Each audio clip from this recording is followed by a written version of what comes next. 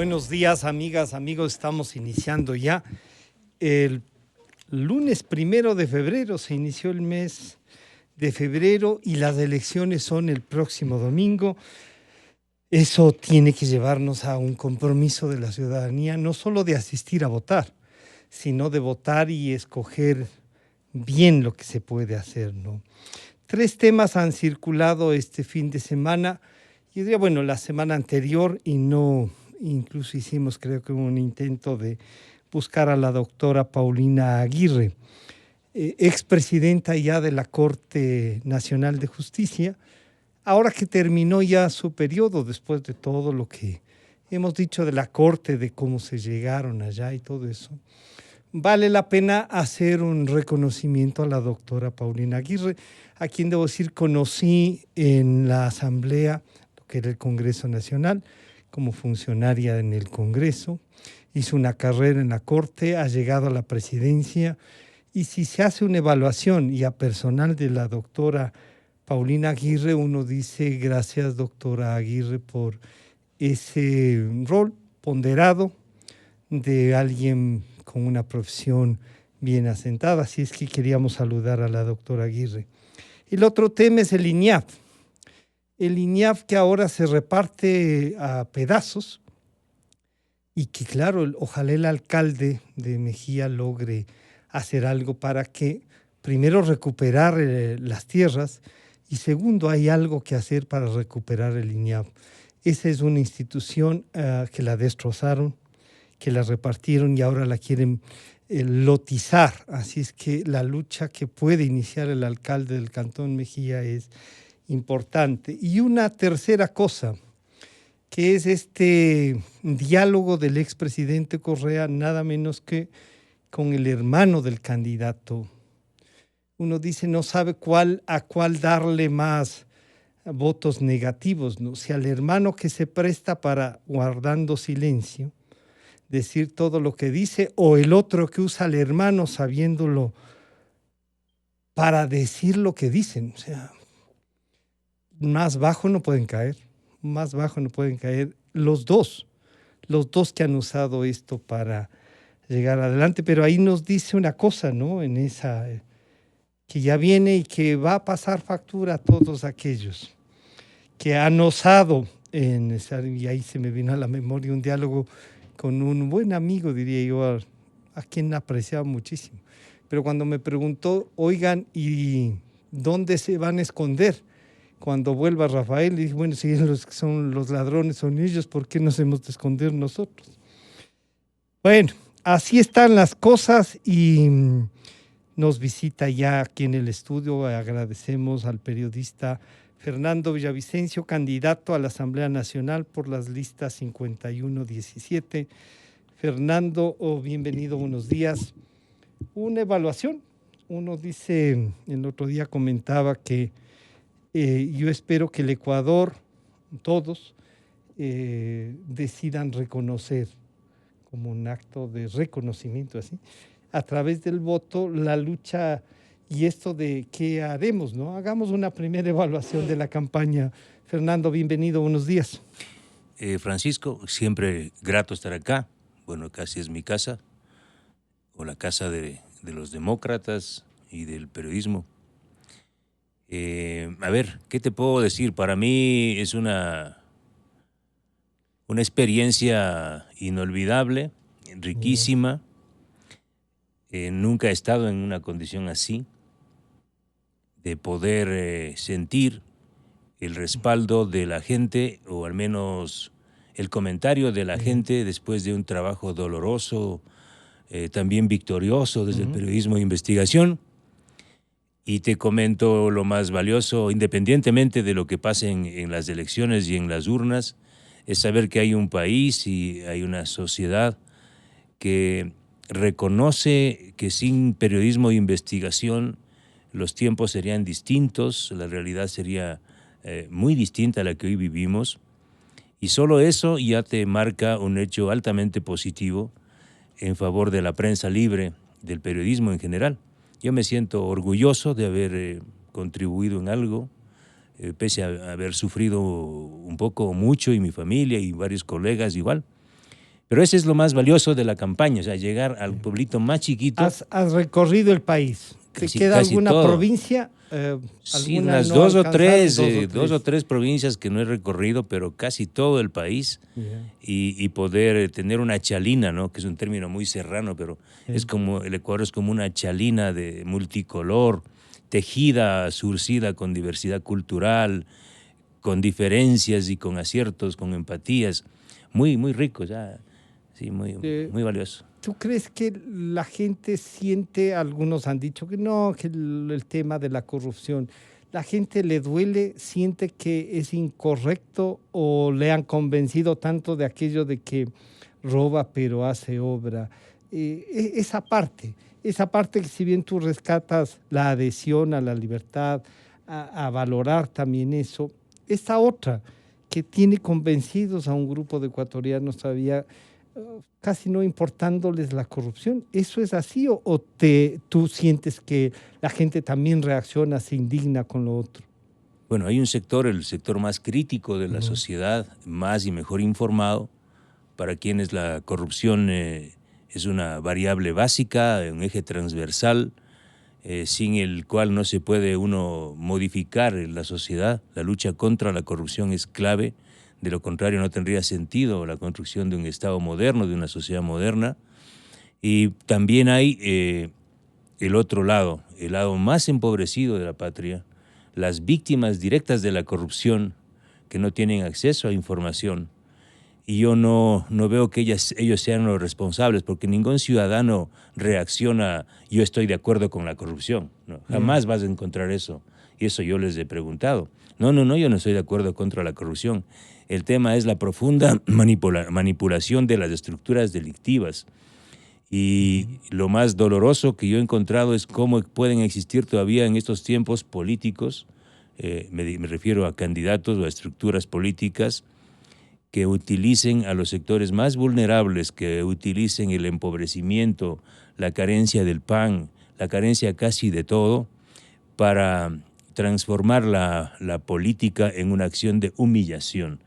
Eso es lo que yo veo, por ejemplo, con operaciones como la del propio correísmo, cómo han vulnerado, han atacado doblemente a la gente más empobrecida, ¿no? O sea, ofrecerles imposibles o llevarles mendrugos de pan es una tentación feroz. Eso me duele, pero en términos generales también puedo decirte que me duele el comportamiento de algunos políticos que pretenden ocultar la corrupción o ponerlo en segundo y tercer plano sin reconocer que, por ejemplo, en todas las obras, en toda la obra pública hay una carga de un 25, un 30% de costo de la corrupción. ¿Se está normalizando, dirías tú eso? Como claro, que la gente comienza a ver normal. Antes se hablaba del 10, pero ha pasado al 25, al 30%. Claro, pero te das cuenta que si no luchas contra la corrupción, cualquier otra lucha no tiene sentido. Porque si bajas el costo de la corrupción, en ese costo hay educación, hay salud, hay empleo, hay nueva obra pública. Pero aquellos que quieren ocultar la corrupción, me refiero a los políticos, sin duda son parte de esta industria del soborno, de la industria de la corrupción. Y hoy estamos enfrentados a eso. Este proceso electoral es un proceso atípico. Bueno, siempre hemos pasado estos procesos así raros, pero este es muy raro. Primero porque estamos enfrentados, más allá de las diferencias ideológicas que existan entre algunos sectores, estos sectores ideológicamente diversos y dispersos se enfrentan a una estructura delictiva. Yo no tengo problema ni tengo miedo en decirlo como otros, no, yo no tengo miedo porque... Esta es una estructura delictiva. O sea, el correísmo no hay por dónde verle como una estructura política. Esta campaña electoral está liderada por un prófugo sentenciado por un delito de cohecho que tiene atrás decenas de otros procesos judiciales, casi todos por robo de fondos públicos, por violencia, asesinatos, falsos secuestros, es decir, estamos hablando de una auténtica estructura criminal.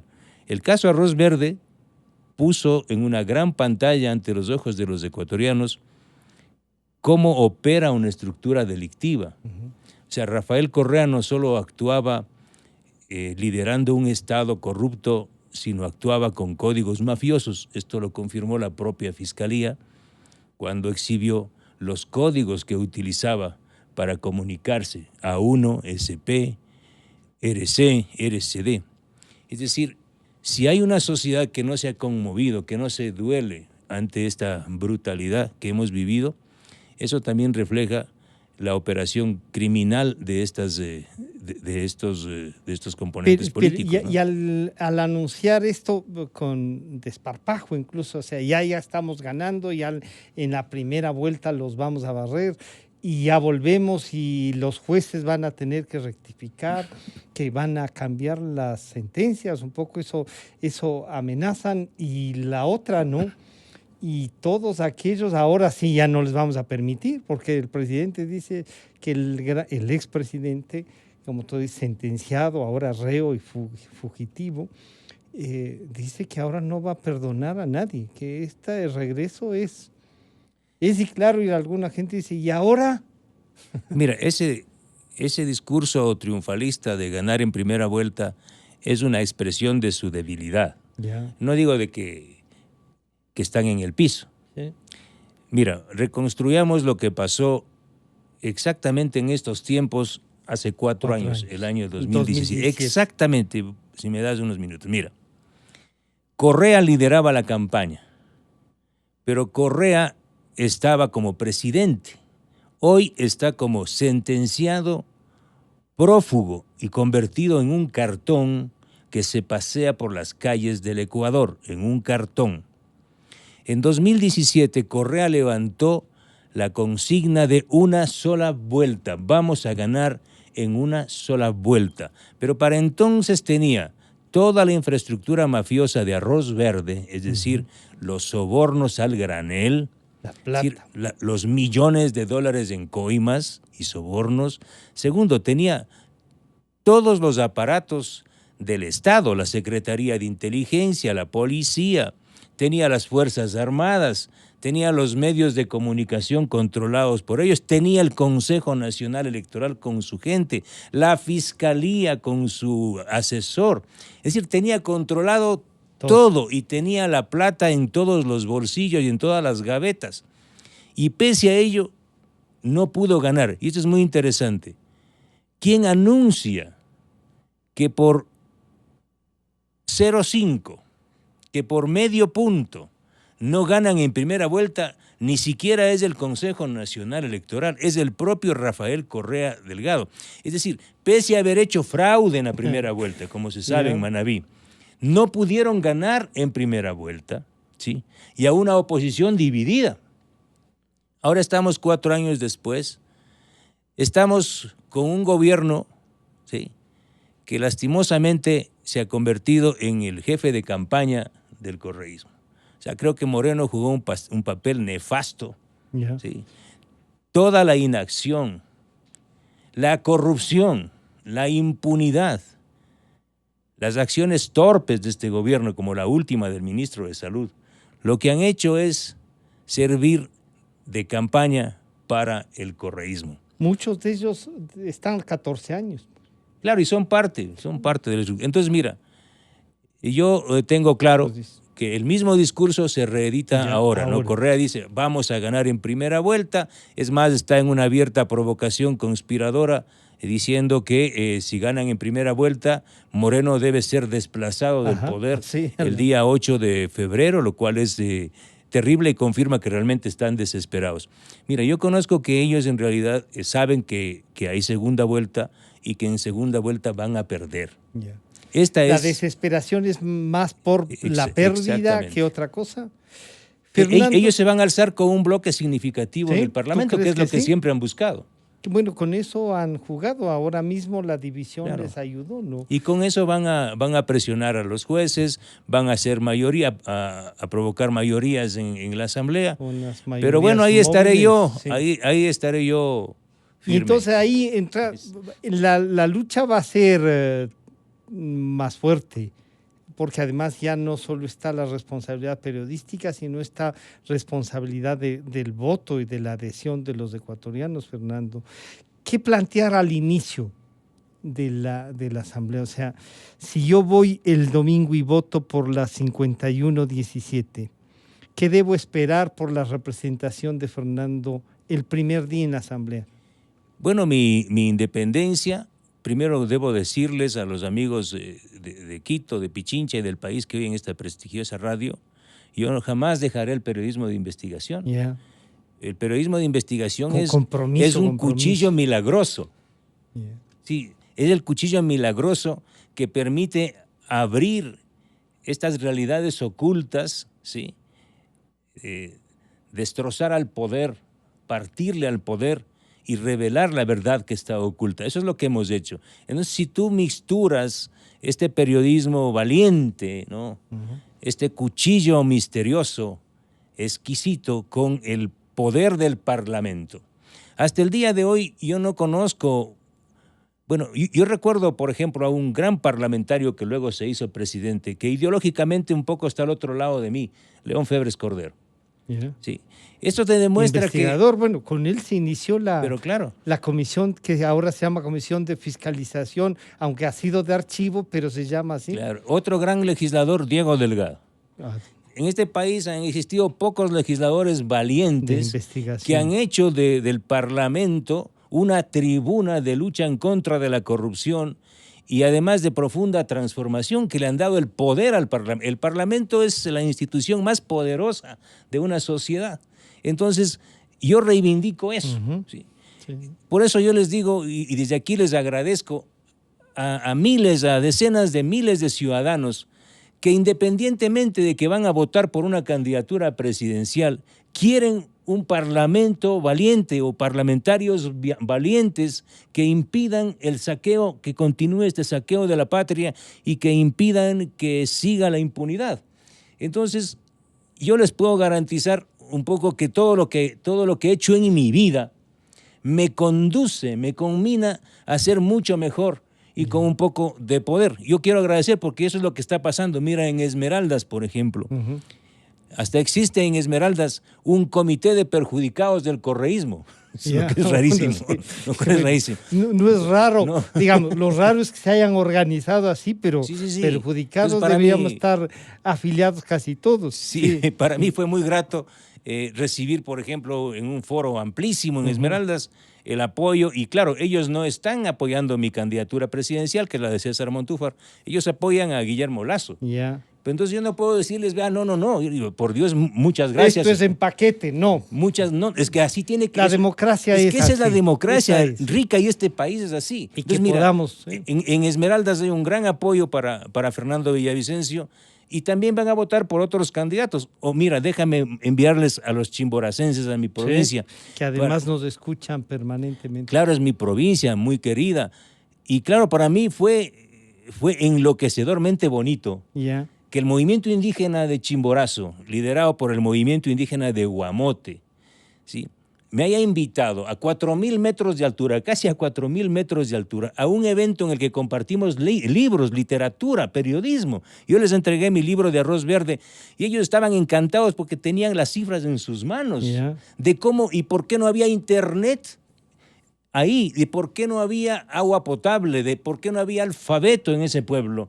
Es porque se habían robado. Entonces, mira, ellos van a votar masivamente, de lo que han dicho y está ahí expreso, van a votar por Yacu Pérez para la presidencia, pero ellos van a votar por Fernando Villavicencio para la asamblea, porque ellos quieren que se continúe este trabajo de lucha contra la corrupción, de defensa de lo público y de la creación de leyes, de la construcción de leyes. Entonces yo, déjame decirte, me siento profundamente agradecido por estos ríos de votos que van a dar a una especie de mar solidario, síntesis de lo que la gente quiere. Esa es mi candidatura, yo me siento orgulloso y te digo, independientemente de quién gane la presidencia, van a tener a un ciudadano, un periodista y a un ser humano valiente que no va a permitir que ningún presidente de la República haga lo que ya vivimos. Eso sí, Pancho, te digo desde aquí. Este país ya ha sufrido demasiado. más de una década de dolor, porque aquí no solo hablamos de despojo, y déjame decirte clarito, aquí no solo hablamos de despojo, de robo de fondos públicos, aquí hablamos de más de una década de asesinatos, aquí hay más de una década de impotencia y de dolor de Patricia Gabela, que no puede dormir con su esposo, porque su Jorge fue asesinado en su casa. Me refiero a Jorge Gabela, que no era un cualquiera, era un general. Él fue asesinado porque investigaba la compra de helicópteros Drufcon sobre precios y 4 de los 7 se cayeron. Ese crimen no ha sido investigado todavía. No hay los responsables, han desaparecido informes. Entonces, los ecuatorianos tienen que saber y sentir que en estas elecciones, ¿sí? que este 7 de febrero no solo se juega una opción electoral, sino la posibilidad real de tapar esta década terrible de dolor.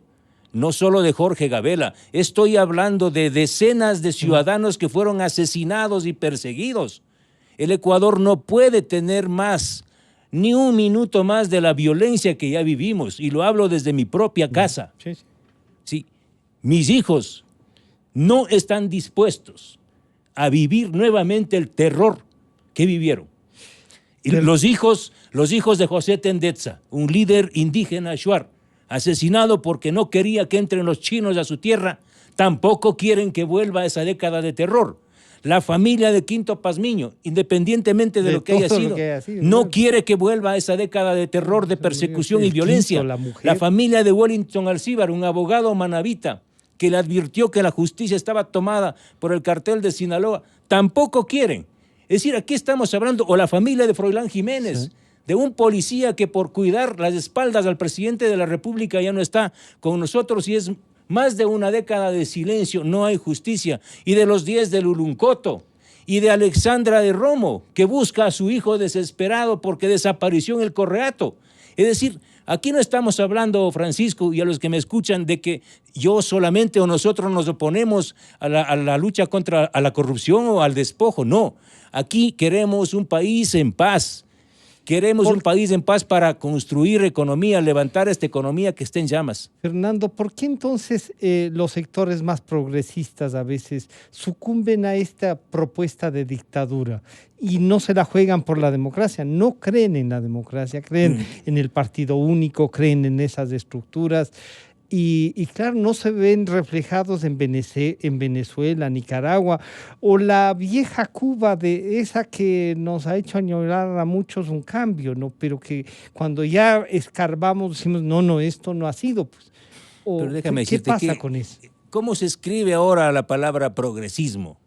Yo provengo de la izquierda, ¿sí? De una izquierda sensata, de una izquierda que usa corta uñas. Muchos de los correístas fueron mis compañeros desde pequeños. Abrazamos causas comunes, pero luego fueron transformados e integrados a esta estructura criminal, a una estructura de sobornos. Ellos no tienen calidad moral, ética ni estética para hablar de progreso, para hablar incluso de izquierda. Ellos son una mafia y los conozco porque han cambiado de vida. Sí. Con varios ceros a la derecha. Sí. Otra cosa, y por eso yo los desprecio mucho más, porque utilizan la izquierda, el nombre de la izquierda, para engañar a la gente más vulnerable de este país. O sea, ofrecer $1,000 a una madre desesperada es realmente un acto infame. ¿No? Es un acto infame.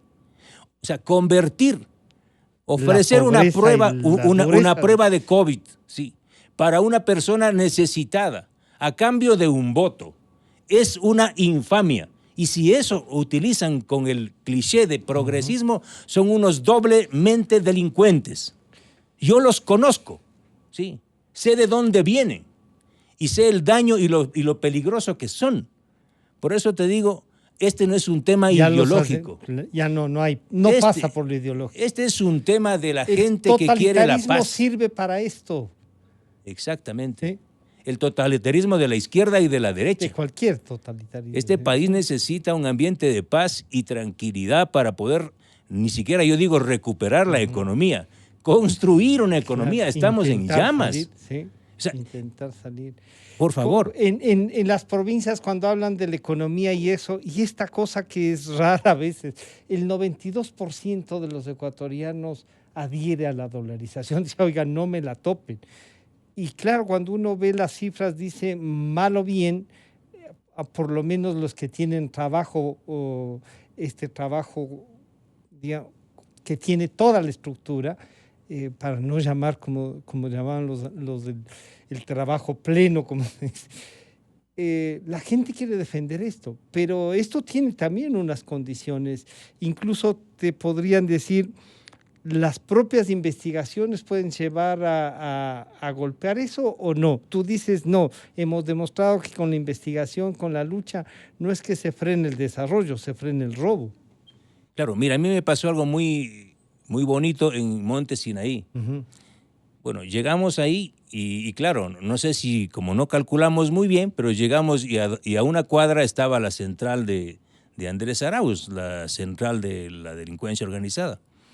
Y claro, Monte Sinaí en esa zona era una zona que había muchos correístas. Claro, y de vendedores, una zona muy empobrecida. Y ya nos notaron y me identificaron, pese a que yo estaba con mascarilla. Y claro, bueno, ahí está Villavicencio, ¿no? Uh-huh. Pero yo empecé a hacer preguntas a mi estilo periodístico y a decirles, bueno, mire, ¿cuánto cuesta este pantalón? ¿Cuánto cuesta los tomates, las naranjas? Y decía tanto, ¿y le puedo pagar en otra moneda? No, señor, aquí es el dólar, pague en dólar. Y le puedo pagar con una transferencia, con dinero. No, aquí es el dólar. Entonces, cuando le dije, mire, pero se está hablando de que Andrés Arauz estaría induciendo a salir de la dólar. No, eso no es posible. Es decir, los mismos correístas, saben sí, que los que piden el regreso de Rafael, se oponen a la salida de la dolarización y consideran que el dólar es el elemento fuerte que les garantiza un poco de estabilidad. Incluso luego hay una escena bonita que nosotros sacamos en el spot publicitario. Ajá. Cuando están vendiendo pescado. Entonces me dice, a ver que Villavicencio, muy machito, a ver si puede partir un pescado. Entonces, claro, yo sabía partir pescado. Yeah. Entonces tomamos el más grande. Digo, a ver, preste. Entonces yo de una, ¿ven? Cuchillo, y de una, partió el pescado. Y luego ofrecimos el pescado para que vayan a la familia de los correístas, que se fueron encantados, y con un verde se disfruten el pescado partido por Villavicencio. Entonces, en el fondo tú sabes, y comulgas con la gente buena, porque es gente buena. La gente tiene un valor distinto. Por supuesto. ¿no? Entonces, este odio y esta confrontación. Este es de arriba. ¿Sí?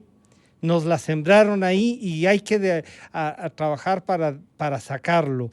Y eso es con más democracia, Fernando, o con... Y con justicia, ¿sí? no, con las dos. Con más democracia y con más justicia.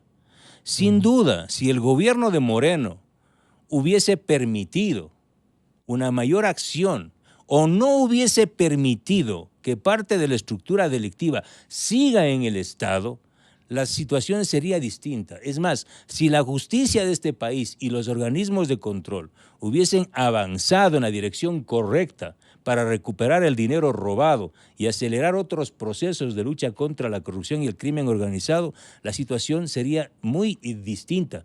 Te estoy hablando, por ejemplo, de la violación de derechos humanos. Uh-huh. Claro Sí. que sí. Un solo caso de violación de derechos humanos en este país ha sido sancionado. El caso de Gabela, se robaron y cambiaron un informe donde estaban los nombres de los autores intelectuales, o sea, lo cual es de terror. Por eso es que sobre todo porque era un ex comandante general de la Fuerza Aérea. Pero claro, mira, de la imagínate cualquiera de los otros. Mira, Francisco, lo que pasa es que los jóvenes que hoy van a votar eran niños cuando en diciembre del 2007, pero no es que estamos hablando del correísmo ya maduro, del bautizo del correísmo. El correísmo se bautiza en la Amazonía con un baño de sangre, como fue la represión violenta, brutal, en contra del pueblo amazónico de Dayuma. Ingresó el ejército, la policía, contra panaderos, mecánicos, mujeres, niños, agredieron a todos. Fue increíble y todo eso tenía un solo objetivo: silenciar a los pueblos amazónicos. ¿Para qué? Para explotar petróleo, para entregar los contratos a los chinos a dedo, para entregar el Yasuní a Sinopec, como está hasta ahora.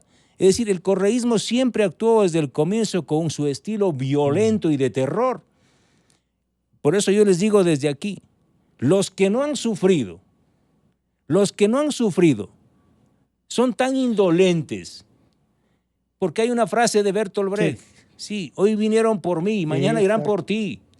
Y esto no es que se quede porque no aquí. les tocó. Por supuesto, pero les va a tocar, y les va a tocar. Nosotros, que hemos vivido, puedo hablar de los periodistas, de decenas, de miles de personas que hemos sido víctimas del terror más brutal, de la persecución más brutal de las últimas décadas, podemos exigir a este país que necesitamos paz para poder reconstruirnos como seres humanos, paz para reconstruir la economía, paz para salir adelante, para escribir en paz. ¿Sí? Esta alianza UNES que tú bien has ubicado es un acuerdo, incluso los dos partidos no nacidos en la década, en estos 14 años, me recordaban el otro día, y que ha servido para que en estos cuadernos de Uriel, en estos, no cuadernos, sino en los computadores de archivos de Uriel, es decir, está un logotipo regado en el país. Tú que has recorrido ahora, vas a ver ese logotipo que se denunció fue robado al papel higiénico, esos cuadritos de colores que lo han puesto ahí como disimuladamente en todos los edificios, incluso en los que ya existían antes de que nos convirtamos en república, en todos han puesto eso. Y ahora ese es el logotipo de UNES, hecho una mariposa. Y asoma ese logotipo, y que dicen la mariposa del sur. Tú has investigado estos financiamientos antes. Mucho se decía, normalmente los grupos subversivos colombianos han hecho y han tirado anzuelos en el Ecuador. ¿Tú crees que nuevamente están en esa tarea para garantizarse que una frontera permisible? La primera campaña de Correa Moreno, lo que pasa es que Moreno no habla de eso porque no le conviene. La primera campaña del partido entonces Alianza País nace bajo 3 fuentes de apoyo y financiamiento y auspicio. Una de ellas es Odebrecht. ¿Sí? El 2005, en Brasilia, Rafael Correa, como ministro de Finanzas de Alfredo Palacio, negocia con Odebrecht la firma del contrato de Toachi-Pilatón. Ese momento es aprovechado por Luis Ignacio Lula da Silva, porque había un evento importante en Brasil, un evento de los países no alineados, y también asiste Hugo Chávez Frías. Es decir, en ese evento de mayo del 2005 es donde cuaja la candidatura de Rafael Correa, auspiciado por el Foro de Sao Paulo y por Odebrecht. ¿Sí? El 2007, ya en el poder, Rafael Correa adjudica el contrato de Toachi-Pilatón a la compañía Odebrecht. Pero otra de las fuentes de apoyo y financiamiento, sin duda, eran las Fuerzas Armadas Revolucionarias de Colombia. Sobre eso se ha escrito mucho. Incluso nosotros publicamos los cables publicados, filtrados por Wikileaks. O sea, eso no puede desmentir que Rafael Correa ni nadie, porque su propio amigo filtró esos cables.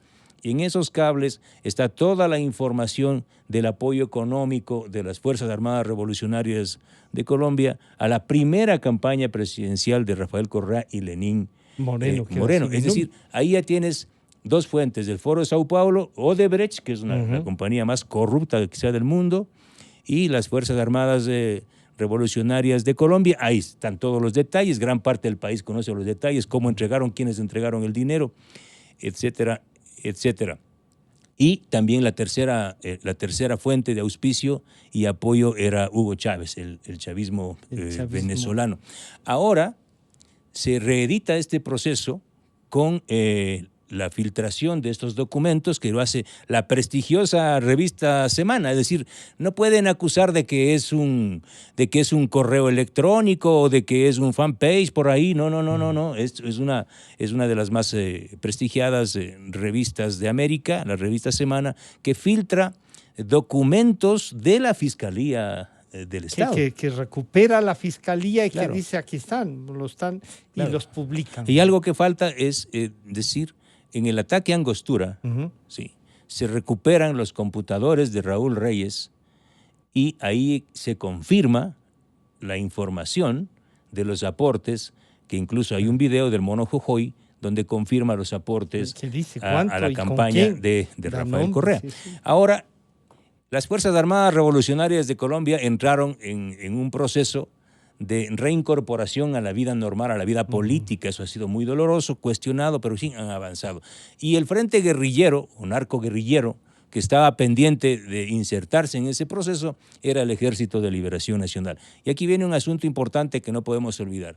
Los años 2014 y 2015, simultáneamente a los procesos de paz, entre comillas, entre las FARC y el gobierno de Colombia, también se inician diálogos. Y aquí en el Y Ecuador. aquí en Ecuador, esto es muy importante, se inician diálogos aquí en el Ecuador y quien lidera esos diálogos es la Secretaría de Inteligencia, dirigida por Romy Vallejo. Es Romy Vallejo. Por supuesto, es la Secretaría de Inteligencia la que participa y coordina los diálogos entre los representantes del Ejército de Liberación Nacional y el gobierno colombiano.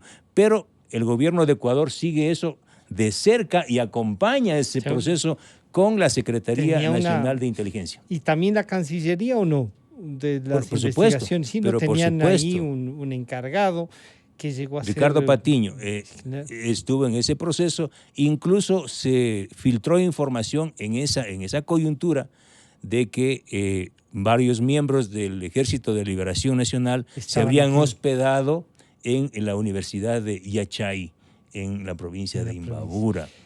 Se habló de un peligroso juego de haber descubierto en dónde estaban, justamente en esa hacienda que se transformó en Yachay y que nos ha costado tanto, ¿no? Si bien podríamos decir apostamos por la paz, ¿esto les hace unos nexos mayores a solamente un proceso de paz? Muy peligrosos. O sea, el mundo. Colombia ha puesto mucho. No solo los gobiernos de Colombia, la sociedad colombiana ha apostado mucho por marcar un antes y después de la violencia que le ha costado miles de víctimas a este país hermano. El narcotráfico con la farsa de la ideología armada, ¿no es cierto? Cooptaron ese cóctel, la ideología. Ese cóctel que algún momento a lo mejor era separado, eran químicos separados. Sí. Hoy es un cóctel explosivo que nadie puede negarlo fusionado. Es decir, no existe la tal ideología de izquierda con armas. Esto es una mezcla económica, financiera, corrupta, brutal y criminal. Lo mismo que sucedió con las FARC, sucede ahora con el Ejército de Liberación Nacional, pero insisto, aquí hay una Colombia entera y América Latina entera y un mundo completo que exige que se cambie, que se ponga fin a estas prácticas criminales. Pero estos aportes revelados en esta información publicada por la revista Semana confirma de que hay una voluntad de esta estructura delictiva que hoy participa también en elecciones de continuar abrazando estas prácticas violentas, criminales del Ejército de Liberación Nacional de Colombia, lo cual ya no solo complica y compromete al Ecuador, sino también a la región. ¿Por qué? Porque aquí lo que está en juego en América Latina es el peso del narcotráfico. Los grandes grupos criminales de narcotraficantes que operan en Colombia y en el Ecuador. Francisco Huerta, esta narcodemocracia instalándose en cada uno de los países. Se habla de Venezuela, de la propia Colombia, claro. Se habla de Bolivia, que podríamos decir, o sea, se habla que están regados en todas partes. Entonces, para mí, yo puedo decirlo con toda la tranquilidad. Tú encuentras que sí, que hay ahí una... Pero por supuesto, y creo que este no es un tema que debe quedar en los micrófonos y en las líneas y en los titulares de los medios de comunicación. Este es un tema que exige de la Fiscalía General del Estado ecuatoriano, y entiendo que Colombia está avanzado el proceso, primero, recopilar toda la información del caso y segundo, avanzar en una investigación penal. Esto no puede quedar así nomás. ¿Sientes que hay agotamiento en la Fiscalía nuestra? Un poco como demasiado expuesto, temor a lo mejor de lo que pueda pasar este 7 de febrero. Y que en algunos casos están mirando a otro lado. ¿Sientes eso? No, yo creo que hay madurez. Si ves que hay Bueno, todas las elecciones, incluso como en una pelea de box, ¿no? Hasta si pones a Mohamed Ali o ponías a Mohamed Ali con un pobre hombre, incluso puede haber peligros de que le pegue una patada, ¿no? Claro, y acabe esto. David y Goliat, chao. Siempre las elecciones generan ese ambiente de preocupación y eso es normal.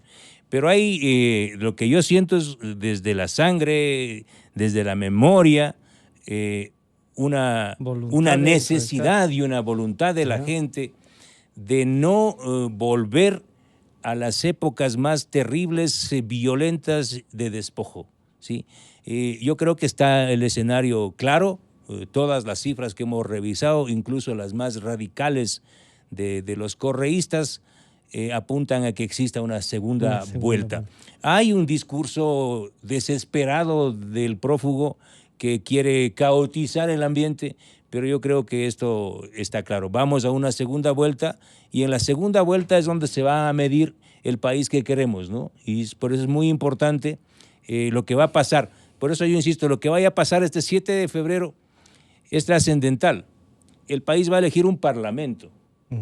El Parlamento es el templo de la democracia, o debería ser. Lastimosamente ahora es una cloaca. Hay que recuperar eso.